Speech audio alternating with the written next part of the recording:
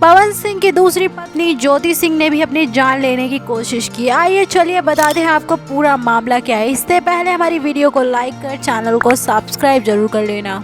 ज्योति सिंह के पिता रामबाबू सिंह आए दिन अपने इंटरव्यू में नए नए खुलासे कर रहे हैं अपनी बेटी ज्योति सिंह के लिए, जो सभी दर्शक को चौंका दे रहा है।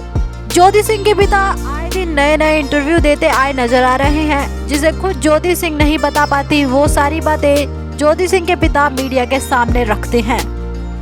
ज्योति सिंह ने पवन सिंह के साथ कैसे कैसे जिल्लत झेली है और कैसे कैसे इस रिश्ते को बचाने की कोशिश की है, ये सब ज्योति सिंह के पिता मीडिया के सामने बोलते हुए नजर आते हैं। और पवन सिंह के ससुर यानी ज्योति सिंह के पिता ने अब जो इंटरव्यू में खुलासा किया है, उसने सबको चौंका के रख दिया।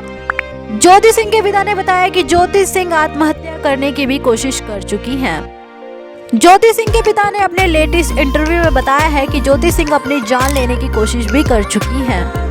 ज्योति सिंह ने पवन के रवैये से तंग आकर खुद की जान लेने की कोशिश की और पवन सिंह के रवैये से परेशान होकर ज्योति सिंह ने नींद की गोलियां खाई थी। ये बात तो आप सभी को पता ही होगा कि पवन सिंह की पहली पत्नी नीलम सिंह ने भी अपनी जान इसी तरीके से ले ली थी।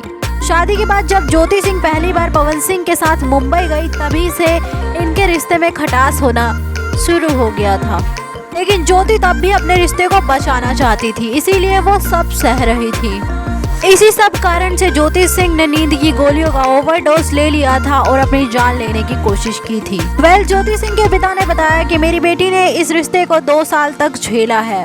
ज्योति सिंह ने हार मानकर अपने पिता रामबाबू सिंह को आखिरकार लास्ट में फोन कर लिया और जिसके बाद ज्योति सिंह अपने पिता के साथ वापस से बलिया चली गईं।